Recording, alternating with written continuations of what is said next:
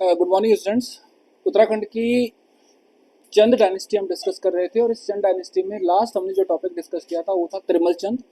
और आपने देखा होगा कि त्रिमल चंद ने किस तरह से परमार डायनेस्टी के एक बहुत फेमस रूलर जिसका नाम था महिपति शाह, है ना, उसके साथ क्या किया था, एक आपका मैत्री युद्ध लड़ा, या फिर हम बेसिकली इसको पाप मुक्ति युद्ध भी कहते हैं, उसको लड़ा और उसने आपका किसका मर्डर कर दिया, महिपति शाह का मर्डर कर दिया। अब उसी त्रिमल चंद के बाद हमारे पास जो नेक्स्ट रूलर आया उसका नाम था बाज बहादुर चंद। बट बच्चों ध्यान रखना, इसका नाम बाज बहादुर चंद नहीं था, ये बहादुर तो बाद में टाइटल मिला इसको। इसका नाम एक्चुअली था बाजा गुसाई। क्या नाम था? बाजा गुसाई या फिर बाज गुसाई। अभी जो बाजा गुसाई है, बाज गुसाई है, ये त्रिमल चंद के बाद जब किंग बना तो त्रिमल चंद का टेन्योर था 1638। तो 1638 से लेके आपका 1678 के टाइम पीरियड में ये किंग रहा। अब ये जो आपका रूलर है, इस रूलर को जरा गौर से देखो कि 1638 से लेके 1678 का अगर टाइम पीरियड रहा होगा तो दिल्ली में यहाँ पे मुगल एम्पायर का किंग कौन था या बादशाह कौन था? शाहजहां। और शाहजहां के बाद कौन आया फिर? औरंगजेब। तो इसका मतलब क्या है कि बाज बहादुर चंद जो आपका ये रूलर है चंदों का, ये कंटेम्पररी किंग्स था। किसका? ये था आपका हमारे पास शाहजहां का और औरंगजेब का, यानी औरंगजेब और शाहजहां का समकालिक है ये राजा, जिसको हम बाजा गुसाई कह रहे हैं। एक दूसरी कंडीशन, गढ़वाल में भी तो परमार डायनेस्टी थी,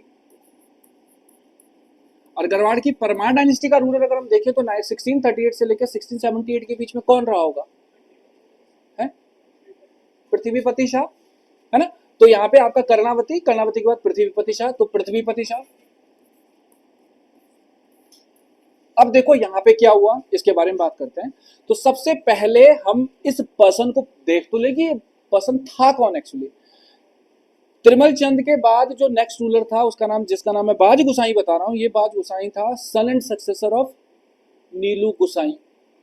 सन and successor of Nilu Gusai का मतलब है ये उत्तराधिकारी था नीलू गुसाई का, उसी नीलू गुसाई का जिससे सकाराम कार की, पीरू लाला और एक था विनायक भट्ट, उसके त्रिकुट ने लोहे की, आपका आयरन की जो रॉड्स थी उनको गर्म करके उससे उसको अंधा कर दिया, बाद में उसकी डेथ हो गई।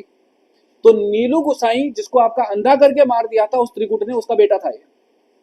और इस नीलू गुसाई के इस बेटे को बचाने का जो काम किया था उस टाइम पे, वो किसी धर्माकर तिवारी नामक ब्राह्मण ने किया था। आप ब्राह्मण का नाम नहीं याद रखोगे, बस तिवारी ब्राह्मण थे जिन्होंने इस बाज गुसाई को क्या किया था, वहां पर उस डिप्लोमेसी से बचाने का काम किया, और बाद में देखो किंग भी बन रहा है।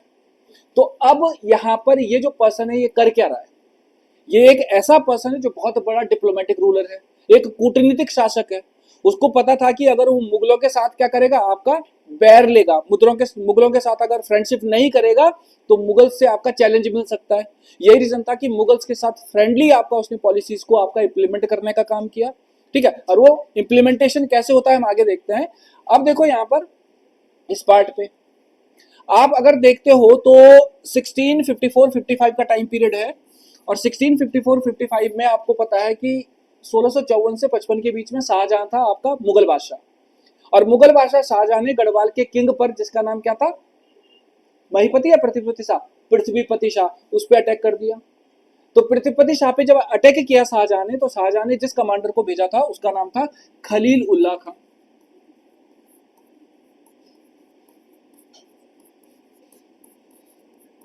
ठीक है, खलीलुल्लाह खां को भेज दिया उसने।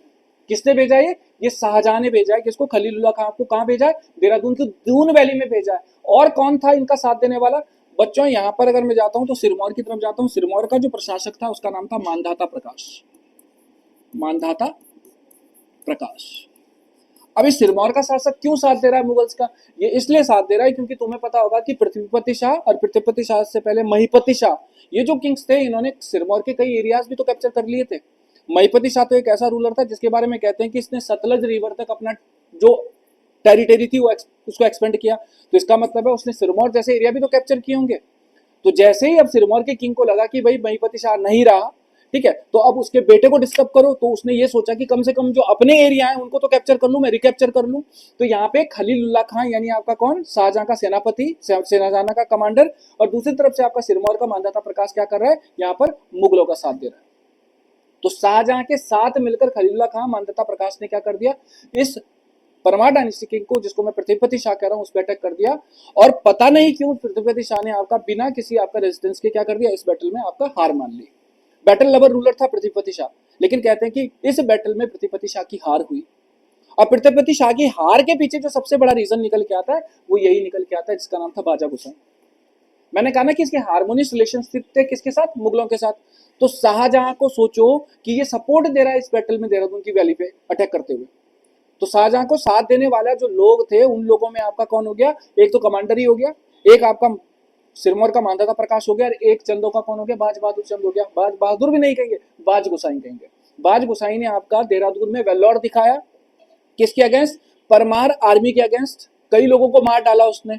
शाहजहां को जब ये पता चला कि चंद डायनेस्टी के रूलर ने, उसकी आर्मी ने यहाँ पे वेल्लोर दिखाया, वीरता दिखाई, तो उसको रिजल्ट भी मिला। रिजल्ट क्या मिला, अब यहाँ पर शाहजहां ने इसको एक अवार्ड दिया, शाहजहां ने इसको बेसिकली एक रिवॉर्ड दिया, शाहजहां ने इसको एक टाइटल दिया जिसका नाम था बहादुर। शाहजहां ने इसको बहादुर का टाइटल दे दिया।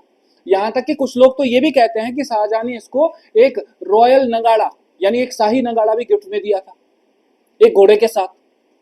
तो इसको आपका अवार्ड मिला। अब ये जो बाज बहादुर, बाज गुसाई है, इस बाज गुसाई को आप क्या कहेंगे, बाज बहादुर चंद के नाम से बुलाएंगे। ठीक है, ये बाज बहादुर चंद बन गया। अब यहाँ पे बहादुर का टाइटल मिला। अब आते हैं नीचे। अब देखो बच्चों, अगर हम बात करते हैं पृथ्वीपति शाह की, तो पृथ्वीपति शाह के बाद जो सक्सेसर था पृथ्वीपति शाह का, उसका नाम क्या था, हाँ भाई लड़की, पृथ्वीपति शाह का सक्सेसर कौन था, उसका उत्तराधिकारी कौन था, मेदिनी शाह। क्या नाम था, मेदिनी शाह था, पृथ्वीपति शाह का बेटा था ये। और ये जो पृथ्वीपति शाह का बेटा है मेदिनी शाह, ये किंग नहीं बन पाया, सोचो। तो इसका मतलब है किंग कौन बनेगा, मेदिनी शाह का सक्सेसर बनेगा, मेदिनी शाह का बेटा बनेगा, जिसका नाम था फतेहपति शाह। ये गढ़वाल के रूलर्स हैं। तो अब हम यहाँ पे देख रहे हैं कि मेदिनी शाह, फतेहपति शाह, इसका क्या कनेक्शन है। तो मैंने कहा कि बाज बहादुर चंद ने जब गढ़वाल पे अटैक किया था तो किसकी हार हुई थी, पृथ्वीपति शाह की हार हुई थी। अब पृथ्वीपति शाह की हार होने के बाद कुछ ऐसी कंडीशंस क्रिएट होंगी, थोड़ी देर में बताता हूं मैं आपका क्या कंडीशंस थी, कि पृथ्वीपति शाह ने फिर अपने जीते जी अपने बेटे को, किसको, मेदिनी शाह को किंग न बना के किसको किंग अनाउंस कर दिया, उसके बेटे को, उसके अपने नाती को उसने क्या कर दिया, यहाँ पे जिसको हम बेसिकली ग्रैंडसन कहते हैं, फतेहपति शाह को आपका किंग अपॉइंट कर दिया। तो ये एक माइनर रूलर था, ये एक अल्प वयस्क शासक था, और उसको पृथ्वीपति शाह ने सपोर्ट भी दिया। तो अब हम जब आपका 67 पे आते हैं, 1667-68 में, तो यहाँ पे हम गढ़वाल पे एक कंपेन करवा रहे हैं, पिंडर रिवर वैली पे। और पिंडर रिवर वैली पे अटैक कौन कर रहा है, बाज बहादुर चंद कर रहा है। तो इसका मतलब है अभी राजा कौन रहेगा, फतेहपति शाह रहेगा। ठीक है, तो गढ़वाल की पिंडर रिवर वैली के एरिया में बाज बहादुर चंद ने 1666-67 में एक अटैक किया। और इस अटैक के दौरान बाज बहादुर चंद, चंद डायनेस्टी का पहला रूलर निकल के आएगा, जिसने बेसिकली नंदा देवी का जो आइडल था, नंदा देवी का जो गोल्डन आइडल था, ठीक है, कई लोग कहते हैं चांदी का आइडल था, हमें उससे कोई फर्क नहीं पड़ता चांदी था या गोल्ड था, लेकिन नंदा देवी के गोल्डन आइडल को, स्वर्ण आपका जो प्रतिमा थी, उसको पहली बार पिंडर रिवर वैली से, बदानगढ़ी से कहां ले जाने वाला, अल्मोड़ा ले जाने वाला जो पहला किंग निकल के आता है वो भी बाज बहादुर चंद निकल के आता है।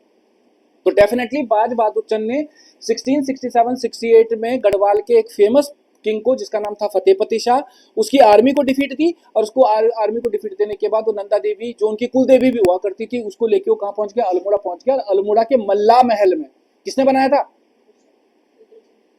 मल्ला महल में आपका उसने क्या कर दिया, उसको स्टैब्लिश कर दिया। तो पहला किंग हमारे पास निकल के आ गया, जिसने आपका नंदा देवी का आइडल शिफ्ट कर दिया। अब और अगर आगे आते हैं, तो बाज बहादुर चंद ने जब ये अटैक किया, तो इस अटैक के टाइम पे फतेहपति शाह का भी एक बहुत फेमस कमांडर हुआ करता था, जो फतेहपति शाह के साथ नहीं था उस टाइम पे। वो फतेहपति शाह की किसी डीड को पूरा करने के लिए कोटद्वार पहुंचा हुआ था। ठीक है, गढ़वाल का चाणक्य भी कहते हैं उसको। क्या नाम था, पुरिया नैथानी। पुरिया नैथानी किसका कमांडर था, फतेहपति शाह का कमांडर था। और फतेहपति शाह का जो कमांडर पुरिया नैथानी था, वो इस टाइम पर कोटद्वार में कोई सैयद मुस्लिम था, जिसने गढ़वाल की टेरिटरी को कैप्चर कर लिया था। तो जब पुरिया नैथानी कोटद्वार में वो सेटलमेंट कर रहा था, उसी का फायदा उठाया था किसने, इस बाज बहादुर चंद ने, कि वो पिंडर रिवर वैली पे अटैक कर दे, और इसी वजह से उसकी जीत भी हो गई, क्योंकि पुरिया नैथानी नहीं था वहां पर।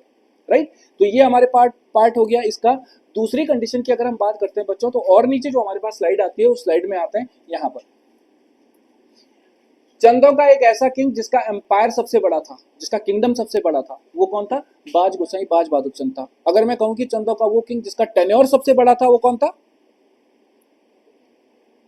जिसका समय सबसे लंबा था, जिसने सबसे लंबे समय तक शासन किया, कौन था? गरुड़ ज्ञानचंद, यानी ज्ञानचंद फर्स्ट। अब ये वो किंग है जिसका टेन्योर आपका, मैं सबसे लंबा तो नहीं कहूंगा, लेकिन इसका मैं कहूंगा किंगडम सबसे बड़ा था। इसका किंगडम बताते हैं कि बरेली से लेके ताकला खाल तक फैला हुआ था। ताकला खाल कहाँ है? तिब्बत में। ठीक है, तो सोचो कि ये जो बाज बहादुर चंद है, इस बाज बहादुर चंद ने 1670 में ताकला खाल को अटैक कर दिया, यानी तिब्बत को अटैक कर दिया, वेस्टर्न तिब्बत को अटैक कर दिया। ताकला खाल को अटैक करने के बाद अब उस एरिया में जो कैलाश मानसरोवर के लिए जाने वाले पिलग्रिम्स थे, जो यात्री थे, उन यात्रियों की सुरक्षा भी की, उनको प्रोटेक्शन भी प्रोवाइड करने का काम किया। तो क्वेश्चन पूछता है कि चंद डायनेस्टी का वो कौन सा किंग था जिसने कैलाश मानसरोवर के लिए जाने वाले जो यात्री थे, जो पिलग्रिम्स थे, उनको आपका क्या दिया था? प्रोटेक्शन दिया था। वो भी कौन निकल के आता है? बाज बहादुर चंद निकल के आता है। दूसरी कंडीशन, अगर मैं गढ़वाल की तरफ आता हूं, है ना, तो अब देखो मैं ये नहीं कहूंगा कि जिस लेडी का मैं नाम लेने वाला हूं कि वो इसके साथ कोई आपका जो है क्लैश कर रही है, लेकिन इसी का जब टेन्योर चल रहा है तो गढ़वाल में एक आपका बहुत फेमस गर्ल है जिसका बर्थ हो रहा है। ठीक है, और इस गर्ल का नाम है आपका रानी लक्ष्मीबाई ऑफ गढ़वाल, जिसका नाम था तीलू रौतेली।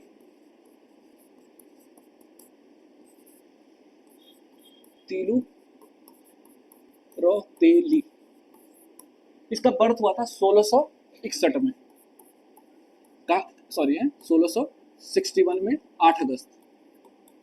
कहां पर? पौड़ी में पुराड़ गांव, वहां पे पैदा हुई है। ठीक है, तो इसका क्या कनेक्शन होगा इसके साथ? इसके कनेक्शन के लिए थोड़ा सा मुझे आपका बाज बहादुर चंद को ही पढ़ना पड़ेगा। एक्चुअली बाज बहादुर चंद ने अपने टेन्योर में मानिलागढ़ अल्मोड़ा के पास था एक, क्या नाम था? मानिलागढ़, आज मानिला टॉप कहते हो आप उसको। उस मानिलागढ़ में कत्यूरियों का एक छोटा सा ग्रुप आपका रूल करता था।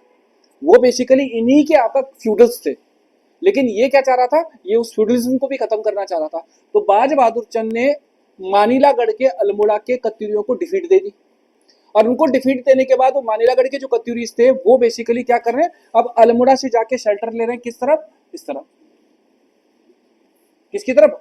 पौड़ी और आपका चमोली के बॉर्डर्स की तरफ। और पौड़ी और चमोली का जो बॉर्डर था वो तो किसके पास था? वो तो फतेहपति शाह के पास था। अब इसकी वजह से क्या हुआ कि जब ये कत्यूरी यहाँ पर आपका क्या करेंगे? शेल्टर लेंगे, तो देखो इनके पास कुछ नहीं था, ये तो बेचारे भाग के आए, तो इनको भी अपना सर्वाइवल करना है ना। तो इस सर्वाइवल के लिए गढ़वाल के किलों पर अटैक करेंगे, गढ़वाल के फोर्ट्स पे अटैक करेंगे।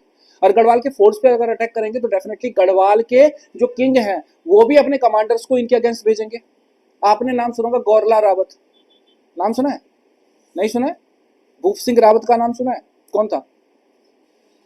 तीलू रौतेली का ही फादर था भूप सिंह रावत, गौरला रावत के नाम से फेमस है ना। तीलू रौतेली का जो आपका मंगेतर था, उसके बाद तीलू रौतेली के जो 2 भाई थे, उन्होंने कत्यूरियों के साथ एक बहुत लंबा स्ट्रगल किया, इन्हीं कत्यूरियों के साथ जो मानिलागढ़ से भाग के गए थे। और इसी स्ट्रगल में आपको पता होगा कि कत्यूरी आपका जो वो इन्वेडर्स रहे होंगे जिन्होंने गढ़वाल पे अटैक किया, उन कत्यूरियों ने भूप सिंह रावत यानी गौरला रावत, ठीक है, उस तीलू रौतेली का जो मंगेतर था उसका भी मर्डर कर दिया, यहाँ तक कि तीलू रौतेली के दोनों भाइयों का भी मर्डर कर दिया। तो मेरा कहने का मतलब है कि बाज बहादुर चंद के टेन्योर में ही आपका सब कुछ हो रहा है। 1661 में वो पैदा हुई थी, और 1661 से लेके आपका 11 साल और जोड़ दो तो कितना हो गया? 73 74 के आसपास की बात है। 73 74 में आपका वो लड़की कितने साल की थी? 11 साल की थी। कौन? तीलू रौतेली। सोचो 11 साल की उम्र में उसकी एंगेजमेंट हो गई थी, है ना। अब एक बच्ची को क्या पता कि उसकी मैरिज हो रही है तो उसके साथ फ्यूचर में क्या होने वाला है। सोचो कि उसको केवल आपका जो है इधर आपका जो है फियांसे मर गया, दोनों भाई मर गए, पिताजी मर गए, और लड़की को अपनी दोस्तों के साथ कहाँ जाना था? कांडा के मेले में, है ना। मंजू घोषेश्वर का मंदिर है पौड़ी के पास। माँ मुझे कहाँ जाना है? कांडा के मेले में जाना है, मुझे फेयर में जाना है। तो उसकी माँ बोलती है कि अगर तू मेरी बेटी है तो रिवेंज ले, बदला ले। ठीक है, तेरे बाप को जिसने मार दिया, तेरे दोनों भाइयों को जिसने मार दिया है, तेरे मंगेतर को जिसने मार दिया। तब कहते हैं कि उसने 2 साल में फिर घुड़सवारी सीखी, गोरिल्ला वॉर टैक्टिक्स में आपका निपुण बन गई, और उसके बाद 13 साल से लेकर 22 साल की एज तक लगातार 7 बैटल्स लड़े उसने, और इन कत्यूरियों को डिफीट देने का काम किया उसने। तो मैं ये नहीं कह रहा हूं कि इसमें डायरेक्ट इन्वॉल्वमेंट इसका है, लेकिन मेरा कहने का मतलब है कि एक तरफ जहां बाज बहादुर चंद रूल कर रहा है, दूसरी तरफ गढ़वाल में एक बहुत फेमस वॉरियर का बर्थ भी हो रहा है, जिसको हम गढ़वाल में पढ़ेंगे फिर, राइट। ये आपका निकल के आ गया हमारे पास एक पार्ट मानिलागढ़ भी हो ही गया यहाँ पर। अब आते हैं नेक्स्ट पार्ट पे। ये हमारे पास कुछ कंस्ट्रक्शंस हैं जो बड़े इंपॉर्टेंट है, जो बाज बहादुर चंद के टाइम पे हुए हैं। और इन कंस्ट्रक्शंस में अगर हम देखते हैं तो आपने नाम सुना होगा सबसे पहली सिटी जिसका नाम है बाजपुर। नाम सुना है बाजपुर? ठीक है, कहाँ पर है ये? उधम सिंह नगर में। ठीक है, तो बाजपुर वॉज कंस्ट्रक्टेड बाय बाज बहादुर चंद। आपको मैंने भीमताल के बारे में बताया था। भीमताल कुमाऊं की सबसे गहरी झील है, सबसे बड़ी झील है, सबसे छोटी झील है, क्या है? बोलो। गहरी झील है। भीम गहरा नहीं था, भीम बड़ा था, है ना। सबसे बड़ी झील। ठीक है, कुमाऊं की एक ट्रायंगुलर लेक। ठीक है, उस ट्रायंगुलर लेक के बैक बेसिकली आपका बैंक पे ही हमारे पास एक मंदिर है जिसका नाम है भीमेश्वर महादेव मंदिर। The temple was reconstructed by this person. कौन? बाज बहादुर चंद। बाज बहादुर चंद ने भीमेश्वर महादेव के टेम्पल का निर्माण करवाया। बाज बहादुर चंद के बारे में यह तक कहा जाता है कि जो गोलू का चितई का मंदिर है, गोलू देवता का, द मंदिर was also constructed by this person. Bhimtal का जो मंदिर है किसका? गोलू देवता का। वो भी किसने बनाया? वो भी इसी ने बनाया। तो गोलू देवता के टेंपल को कंस्ट्रक्ट करने की जो बात चलती है वो भी इसी के थ्रू चलती है। आपको पता है कि गोलू देवता के टेंपल, गोलू देवता कुमाऊं के न्याय के देवता है, वहां के आपका सुप्रीम कोर्ट है। कुमाऊं के घर घर में गोलू है। ठीक है, लेकिन 3 मंदिर बड़े फेमस हैं। एक चंपावत का गोलजू महाराज, है ना, एक चितई का अल्मोड़ा का आपका गोलू देवता, और एक आपका घोड़ा खाल का गोलू देवता। ठीक है, तो ये जो गोलू देवता के टेंपल है इसी ने आपका कंस्ट्रक्ट करवाया। और एक आपका कौशानी में पीनाथ टेंपल है हमारे पास, जिसको कंस्ट्रक्ट करवाने का काम किसने किया था? इसी आपका बाज बहादुर चंद ने किया था। बहुत इंपॉर्टेंट नहीं है, लेकिन ध्यान रखना है कि यहाँ से भीमेश्वर महादेव पूछ सकता है। बाज बहादुर चंद के नाम से बाजपुर अगर तुम गलत करके आ रहे हो तो तब तुम पर पढ़ाई करने की जरूरत ही नहीं है ना। ठीक है, कहीं आपका लिख के बाजपुर कंस्ट्रक्टेड बाय, और वहाँ पे ऑप्शन रुद्रचंद करके आ रहे हो, ये गलती मत करना। बाज है तो बाजा ही होगा। अब आते हैं आपका वॉर ऑफ सक्सेशन पे, कॉन्फ्लिक्ट ऑफ सक्सेशन पे। उत्तराधिकार का संघर्ष। उत्तराधिकार का संघर्ष। हाँ भाई मिश्रा जी, मेरे को ये बताओ, इंडियन हिस्ट्री पढ़ी है ना? पढ़ी है? हाँ ना? अभी पढ़ रही हो? नहीं पढ़ी है? अच्छा, पढ़ी है। तो अब उत्तराधिकार का संघर्ष हम देखते हैं। अभी जो उत्तराधिकार का संघर्ष है, उत्तराधिकार के संघर्ष को यानी वॉर ऑफ सक्सेशन को, कॉन्फ्लिक्ट ऑफ सक्सेशन को अगर हम देखें तो हम करते हैं मुगल से बात। आपको पता है कि मुगल्स ने 1526 में आपका अपना रूल दिल्ली से स्टार्ट किया था, है ना। पानीपत का फर्स्ट बैटल हुआ। पानीपत के फर्स्ट बैटल में who was defeated by Babur? कौन था? इब्राहिम लोदी को डिफीट दी। और इब्राहिम लोदी को डिफीट देने के बाद आपका फिर बाबर बादशाह के नाम से आपका क्या कर रहा है? उपाधि ले रहा है, और वो भारत का बादशाह बन रहा है। बाबर के बाद कौन शासक बना? हुमायूं। क्यों बना? अस्करी क्यों नहीं बना? हिंदाल क्यों नहीं बना? क्यों भाई, क्यों नहीं बना भाई? अस्करी भी था, हिंदाल भी था, वो तो के भाई थे ना। तो यहाँ पे हुमायूं क्यों बन गया उसके बाद, बाबर के बाद? क्योंकि उत्तराधिकार में आपका बड़ा बेटा ही है जो शासक बनेगा। तो हुमायूं सबसे बड़ा बेटा था, तो हुमायूं शासक बना। तो बाबर के बाद जो नेक्स्ट किंग था, नेक्स्ट बादशाह था, वो हुमायूं था। हुमायूं के बाद कौन बना? अकबर बना। अकबर के बाद कौन बना? जहांगीर बना। जहांगीर के बाद कौन बना? शाहजहां बना। तो इससे क्या सीखा आपने कि जो सबसे बड़ा बेटा था वो आपका शासक बनेगा, है ना। वो अलग चीज है कि शाहजहां के टाइम पीरियड में शाहजहां का जो बड़ा भाई था वो नहीं बन पाया क्योंकि उसका मर्डर कर दिया गया था। ठीक है, लेकिन हमने एक चीज कॉमन देख ली कि इस आपका सक्सेशन में बड़ा बेटा ही आपका बादशाह बन रहा है। अब यहां पर अगर मैं बात करता हूं तो ये जो वॉर ऑफ सक्सेशन है ये शाहजहां के टाइम का है। और शाहजहां आपको पता है शाहजहां कितने बेटे थे मिश्रा जी शाहजहां के? 4। कौन कौन से थे? दारा शिकोह, रुको रुको रुको, दारा शिकोह और औरंगजेब। ठीक है, इतना भी बोल सकते सर, औरंगजेब। सबसे बड़ा गुंडा नहीं बोल सकते उसको, ऐसा मत बोलो, औरंगजेब। ठीक है, मैंने कहा ना कि जब क्राउनशिप की बात आती है तो क्राउनशिप में कोई गुंडा नहीं होता, है ना। सबसे छोटा ये था? ये तो नहीं था सबसे छोटा। ठीक है, दारा शिकोह, औरंगजेब, उसके बाद नेक्स्ट कौन था? मुराद बख्श। मुराद बख्श। और एक था लास्ट आपका शाह शुजा। कौन है भैया? शाह शुजा। ये 4 बेटे थे किसके? औरंगजेब के। और इन 4 बेटों की अगर मैं कहानी बताऊं तो इनमें से हमारे पास एक पर्सन है जिसको हम कहते हैं सिर अकबर। कौन था? दारा शिकोह, है ना। ये एक बहुत सॉफ्ट हार्टेड किंग था और बहुत इंटेलिजेंट इंटेलेक्चुअल किंग था, ठीक है। लेकिन मैंने कहा ना कि राइटर होना ही सब कुछ नहीं होता है ना। तो ये जो पर्सन था ये शाहजहां का सबसे बड़ा बेटा था। तो तुम्हें पता होगा कि 17, ये अगर टाइम पीरियड की अगर हम बात करते हैं तो ये हमारे पास टाइम पीरियड है 16 आपका जो है 58 के आसपास का, 56 के आसपास का। तो 1658 के 57 में शाहजहां जब बीमार पड़ा तो शाहजहां के बीमार पड़ते ही शाहजहां ने अपना जो सक्सेसर था वो किसको अनाउंस कर दिया, दारा शिकोह को। दारा शिकोह को जब अनाउंस कर दिया तो दारा शिकोह को सक्सेसर अनाउंस करने के बाद उसने बाकी बच्चों को नहीं छोड़ा, उसने डेक्कन का साउथ का जो आपका गवर्नर बनाया था वो किसको बनाया था, औरंगजेब को।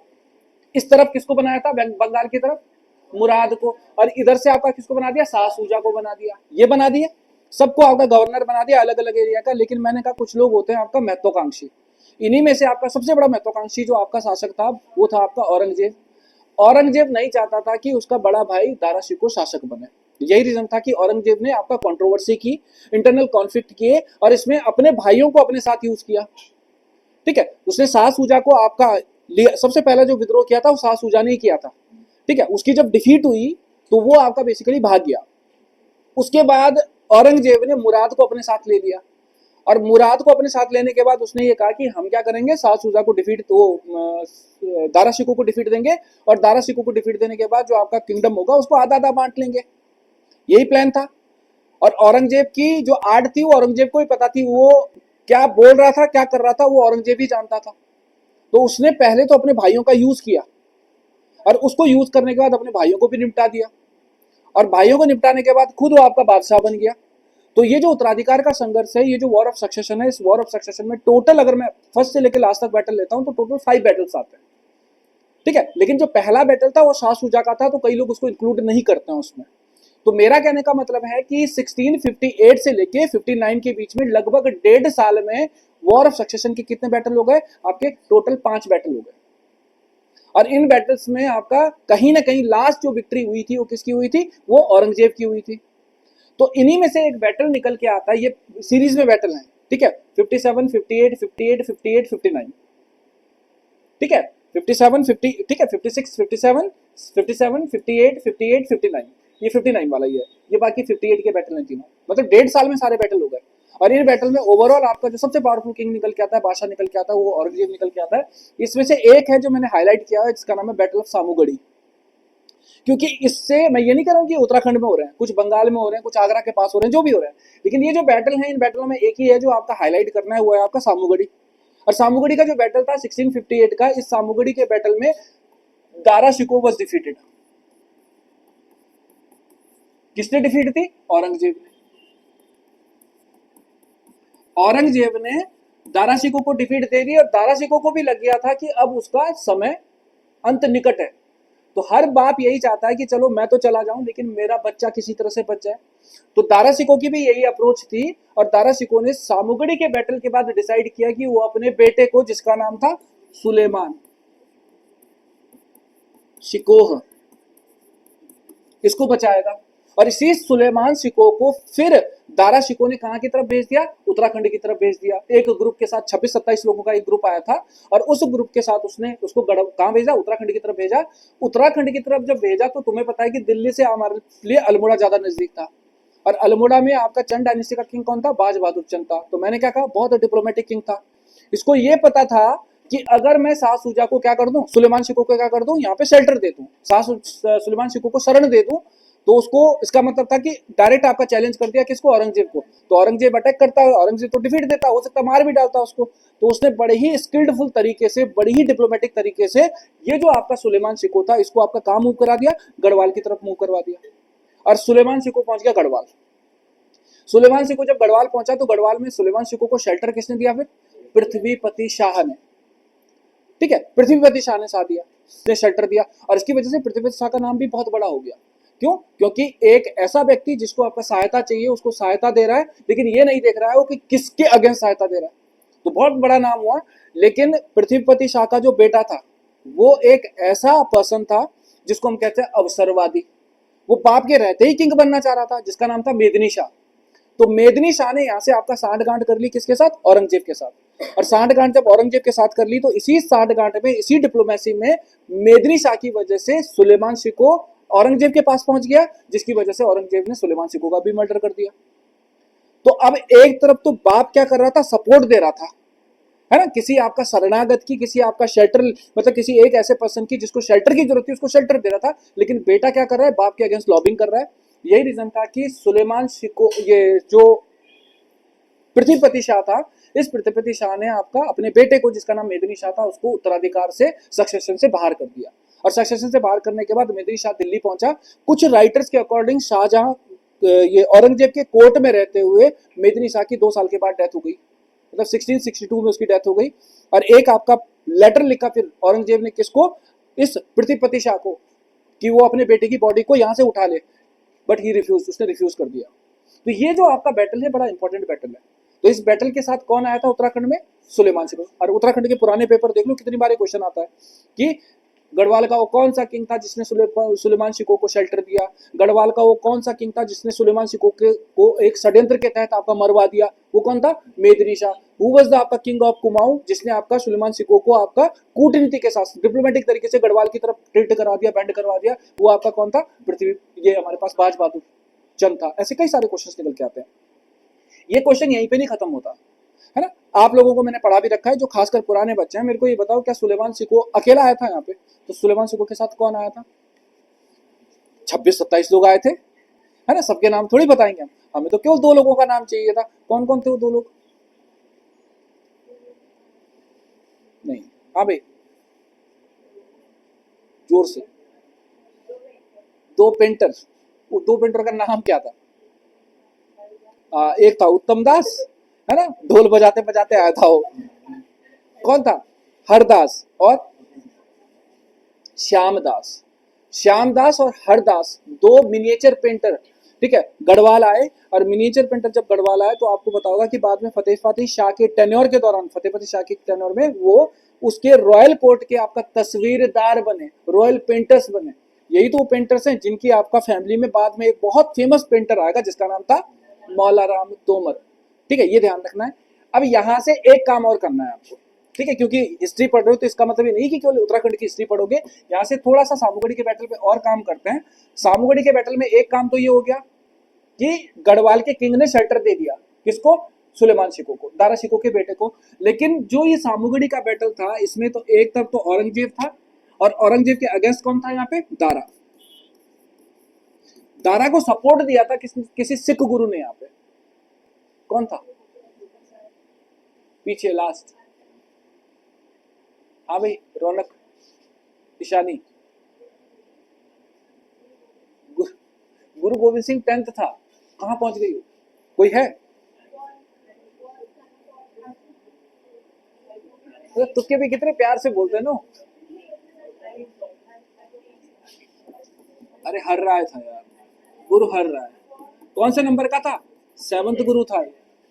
तो गुरु हर राय ने यहाँ पे किसको सपोर्ट दिया था? दारा सिको को सपोर्ट दिया। 7वें गुरु ने जब किसको सपोर्ट दिया? दारा सिको को सपोर्ट दिया। तो हार तो किसकी हो गई? दारा सिको की हार हो गई। तो दारा सिको की जब डिफीट हो गई, तो औरंगजेब ने क्या कर दी, यहाँ पे क्लास लगाई होगी। औरंगजेब ने दिल्ली बुला लिया था हर राय को। क्या हर राय गया? तो हर राय जब नहीं गया, तो कौन गया? बड़ा बेटा। और छोटा बेटा कौन था? गुरु हरकिशन, कृष्ण नहीं हरकिशन। ठीक है, तो गुरु, ये जो हर राय थे, इनके 2 बेटे थे। बड़े बेटे का नाम था गुरु राम राय, और छोटे बेटे का नाम था गुरु हरकिशन। तो गुरु राम राय को भेज दिया दिल्ली। गुरु राम राय जब दिल्ली पहुंचा, तो इसी बीच में आपका जो है कहीं ना कहीं पंजाब में, यानी आपका सिखों के जो गुरु थे, सिखों के गुरुओं में भी आपका, गुरुओं की परंपरा में जो सबसे बड़ा बेटा था, वो गुरु बन रहा था अर्जुन देव के बाद। तो गुरु किसको बनना चाहिए था? गुरु राम राय को बनना चाहिए था। लेकिन गुरु राम राय की जगह कौन बन गया इसी बीच में? उसका छोटा भाई बन गया गुरु हरकिशन। तो गुरु राम राय सिखों की 10 गुरुओं की लिस्ट में नहीं आए।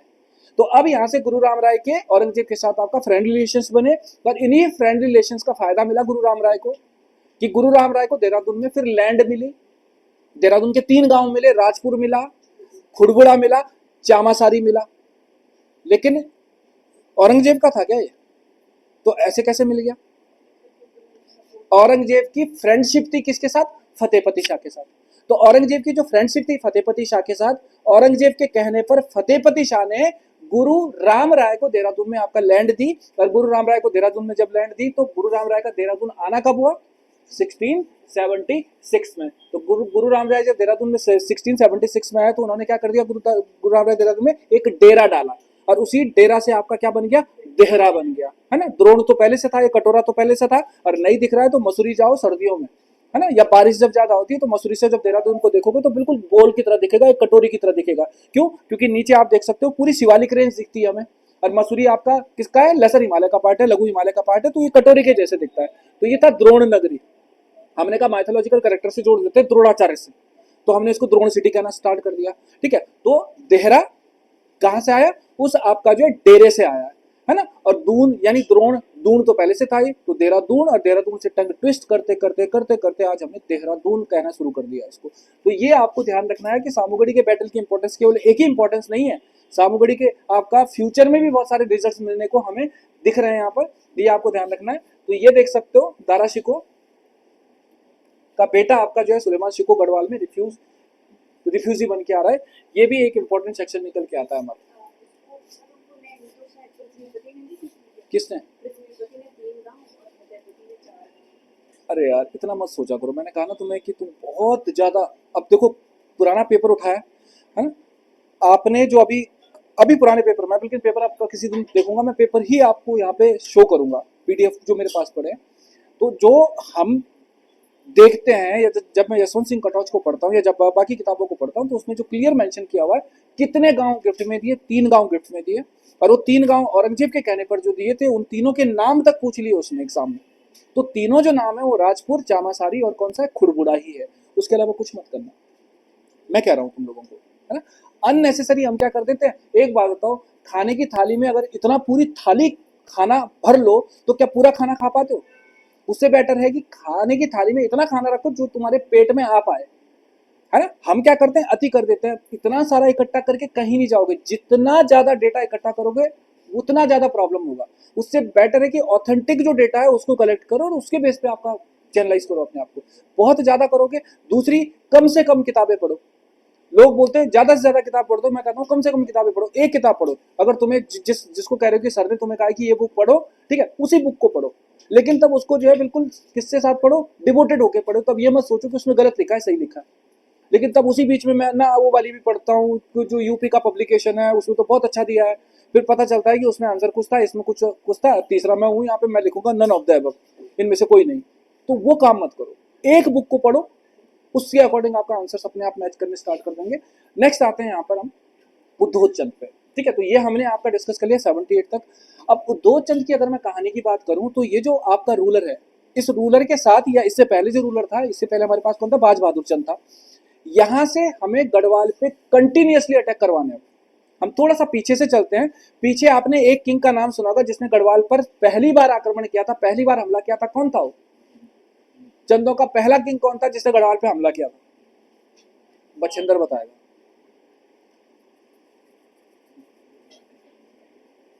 नहीं, कीर्ति चंद था। और कीर्ति, अरे यार नाम से याद रखो ना, कीर्ति, कीर्ति मतलब आपका जो है प्रसिद्धि, है ना। उस प्रसिद्धि को आपका गढ़वाल की प्रसिद्धि से आपका कंपेयर कर दो। गढ़वाल का प्रसिद्ध राजा कौन था? अजयपाल। अजयपाल को डिफीट दी थी उसने। ये क्वेश्चन तो कई बार एग्जाम में पूछा हुआ है ना। अब मैं गारंटी दे रहा हूँ अभी तो तुम्हें किंगों के नाम भी याद नहीं होंगे, है ना। पहला किंग कौन था फाउंडर? सोमचंद। सोमचंद के बाद जो इंपॉर्टेंट रूलर था इंद्रचंद। इंद्रचंद के बाद वीणाचंद। वीणाचंद के बाद नेक्स्ट कौन था? वीरचंद। वीरचंद के बाद कौन है? नानकी चंद। उसके बाद कौन है? त्रिलोक चंद। उसके बाद कौन है? भारती चंद। ठीक, उससे पहले गरुड़ ज्ञान चंद, है ना। गरुड़ ज्ञान चंद के बाद भारती चंद। भारती चंद के बाद आपका भारत रत्न यानी रत्न चंद, फिर कीर्ति चंद, फिर कीर्ति, सॉरी, ठीक है, हाँ ठीक है। सबसे पहले आपका कौन है? भारती चंद आया। भारती चंद के बाद रतन चंद आया। रतन चंद के बाद कीर्ति चंद आया। कीर्ति चंद के बाद भीष्म चंद आया। भीष्म चंद के बाद बालो कल्याण चंद आया। उसके बाद बालो कल्याण चंद के बाद कौन आया था? रुद्रचंद। उसके बाद कौन है? लक्ष्मी चंद। फिर आपके कौन है हमारे पास? कौन? दिलीप चंद। फिर विजय चंद। फिर त्रिमल चंद, है ना। उसके बाद आपका कौन आया था? तो ऐसे लर्न करो इनको। क्यों? क्योंकि कई बार सीरीज भी पूछता है वो। मैं तो सारे भी नहीं बता रहा हूँ तुम्हें, मैं लिमिटेड रूलर्स बता रहा हूँ जिन्होंने कुछ किया, तो उनकी सीरीज मत बोलना, मैं सीरीज भी एग्जाम में आ जाती है। अब आते हैं यहाँ पर उद्धोध चंद पे। उद्धोध चंद का जो टाइम पीरियड है वो टाइम पीरियड आपका 1668 से लेकर 1698, है ना। एक परंपरा शुरू होने वाली है, एक परंपरा पहली जो शुरू की थी वो कीर्तिचंद ने स्टार्ट की थी। Kirtichand was the first ruler of Chandas who invaded Garhwal first time and he defeated a famous ruler of Chand Parmar dynasty जिसका नाम था अजयपाल, राइट। अब यहां से बाज बहादुर चंद जैसा ही आया, बाज बहादुर चंद ने एक ट्रेंड स्टार्ट किया बधानगढ़ी पे अटैक करने का, और बधानगढ़ी पे अटैक करने के बाद नंदा की पहली जो मूर्ति कहां गई, अल्मोड़ा गई, वो बाज बहादुर चंद दे गया। इसके बाद अब ये लगातार गढ़वाल पे अटैक करेंगे, और जो नेक्स्ट सक्सेसर आया जिसका नाम था उद्योत चंद या उद्योत चंद, इसने 1678 से लेकर 1698 के बीच में गढ़वाल पे कई बार अटैक किए। अब गढ़वाल पे अटैक करेगा तो इसके साथ साथ आपका पहले हम उसका ये सेक्शन देखते हैं जो बेसिकली हम कह रहे हैं कि चांदपुरगढ़ी का इन्वेजन क्या, किंग बनते ही 78 में किंग बना, उसके विद इन 6 मंथ इसने आपका क्या कर दिया, गढ़वाल के चांदपुरगढ़ी पर इन्वेजन कर दिया। अब ध्यान क्या रखना है कि हमें आपका 16 जो आपका ये हमारे पास 78 का टाइम पीरियड है, या फिर इससे पहले हमारे पास जो इससे पहले जो रूलर आया था बाज बहादुर चंद, वहां से लेके अब मैं इसके बाद जो नेक्स्ट बताऊंगा ज्ञानचंद सेकंड बताऊंगा, फिर उसके बाद में जगत चंद बताऊंगा, वहां तक हमारे पास सबसे बड़ी बात एक चीज हमेशा ध्यान रखना है कि बाज बहादुर चंद रहा हो, उद्योत चंद रहा हो, इसके बाद आपका जो नेक्स्ट आएगा हमारे पास ज्ञानचंद सेकंड रहा हो, या उसके बाद जो जगत चंद रहा होगा, उनका कंटेम्पररी उनका जो समकालिक किंग था गढ़वाल में वो एक ही था जिसका नाम था फतेहपति शाह। नाम ही फतेह है, लगातार हार हो रही है, ठीक है। तो फतेहपति शाह को डिफीट मिलने वाली है हर जगह अगले 30 साल 35 साल में। तो यहाँ पे उद्योत चंद जब किंग बना तो उद्योत चंद ने आपका क्या कर दिया, यहाँ पर एक तो गढ़वाल को डिस्टर्ब किया, और गढ़वाल को डिस्टर्ब करने के साथ डोटीज को डिस्टर्ब किया, ठीक है, डोटीज को भी डिस्टर्ब करने का काम किया। अब सोचो कि उद्योत चंद जो 1668 में आपका जो है किंग बना, और इसने आपका डोटी जो किंग था उसको डिस्टर्ब किया, गढ़वाल के किंग को डिस्टर्ब किया, तो उत्तराखंड की हिस्ट्री में पहली बार अब क्या हो रहा है, एक नई आपका क्या बन रही है, यहाँ पे लॉबी बन रही है। आपने अभी तक कहीं ऐसा सुना कि डोटियों ने गढ़वाल के किंग के साथ मिलकर डिसाइड किया हो कि हम चंदों को क्या करेंगे, डिफीट देंगे? कहीं नहीं हुआ अभी तक। तो सोचो कि यहाँ पे हमारे पास डोटियों का एक किंग था जिसका नाम था देवपाल, देवपाल, ठीक है। कौन था? डोटियों का किंग था एक देवपाल। इस देवपाल की लगातार डिफीट हुई है। गढ़वाल के किंग फतेहपति शाह की लगातार डिफीट हुई है। तो जब लगातार डिफीट हो रही है एक पावरफुल किंग के थ्रू, तो यहां पर गढ़वाल का जो किंग है फतेहपति शाह वो देवपाल के साथ आपका सांठगांठ कर रहा है, और देवपाल के साथ डिसाइड कर रहा है कि हम दोनों मिलकर अगर चंद हम पे हमला करें तो हम क्या करेंगे, अटैक करेंगे। नाटो का नाम सुना है? नाटो का नाम सुना है? NATO, नेटो, नाटो, नेटो जो भी है, सुना है? क्या है ये ऑर्गेनाइजेशन? नहीं, वो मुझे पता है, नॉर्थ अटलांटिक आपका ट्रीटी है। क्या है ये संगठन, है क्या ये, मतलब क्या बोलता है ये तो तुम्हें पता होना चाहिए। तो करंट की न्यूज है, पिछले 2-2.5 साल से लगातार आपका 3 साल होते हैं। आपने यूक्रेन का नाम सुना होगा। यूक्रेन पे किसने अटैक किया था? रशिया ने। क्यों अटैक किया? क्यों? क्योंकि यूक्रेन आपका नेटो का मेंबर बनना चाह रहा है, लेकिन रशिया नहीं चाहता है। रशिया क्यों नहीं चाहता? क्यों? क्योंकि रशिया का कहना है कि यूक्रेन कहां से निकला, रशिया से ही निकला है। तो अगर नेटो का पार्ट बन जाता ना यूक्रेन, तो नेटो के जो आपका हमारे पास एक आर्टिकल है वो कहता है कि अगर नाटो की किसी कंट्री पे हमला होता है, नाटो सदस्य देश की किसी कंट्री पे हमला होता है, तो पूरे नाटो पे वो हमला होगा। तो 32 के 32 देश उस कंट्री पे अटैक कर देंगे जो किसी पर्टिकुलर एक कंट्री को अटैक कर रहा है। मतलब मैं कहूँ कि जैसे मैं हूं, है ना, मैं पाकिस्तान हूं यहाँ पर, है ना, मैं नाटो का आपका मेंबर हूं, तो मैंने क्या कर दिया, मतलब मैं नाटो का मेंबर नहीं हूं, मैंने क्या कर दिया, इस पे हमला कर दिया। लेकिन ये नाटो की मेंबर है, तो ये जितनी आपका कंट्रीज हैं मिलकर मेरे पे हमला कर देंगे। ये है नाटो, ठीक है। तो 32 कंट्रियों का आपका ग्रुप है जो बेसिकली बोलता है कि हम में से किसी एक पर भी हमला हुआ तो सब पे हमला माना जाएगा, सब मिलके आपका अटैक करेंगे। तो यूक्रेन आपका मेंबर बनना चाह रहा था, रशिया नहीं चाहता था मेंबर बने, इसलिए आपके झगड़े हो गए। तो यहाँ पे अगर मैं बात कर रहा हूँ तो यहाँ पे भी यही कह रहे हैं कि भाई अगर डोटी पे हमला होगा तो इसका मतलब है परमाणु पे हमला माना जाएगा। परमाणु पे हमला माना हुआ तो डोटी पे हमला माना जाएगा। दोनों मिलकर क्या करेंगे, अटैक करेंगे। लेकिन दोनों की आपका जो सांठगांठ थी वो भी काम में नहीं आई, फिर भी लगातार क्या कर रहा है, डिफीट देने का काम कर रहा है उद्योत चंद आपका। किसको? परमार डायनेस्टी के रूलर को, यानी फतेहपति शाह को, और किसको, यहाँ पर देवपाल जो डोटियों का किंग था। तो यहाँ पे कुछ ट्रीटीज भी होंगी इनके बीच में, ठीक है, लेकिन उन ट्रीटीज को हम बाद में डिस्कस करते हैं। पहले हम इसका लिख लेते हैं पार्ट, नहीं तो अगले दिन के लिए बहुत ज्यादा हो जाता है ना। आज के लिए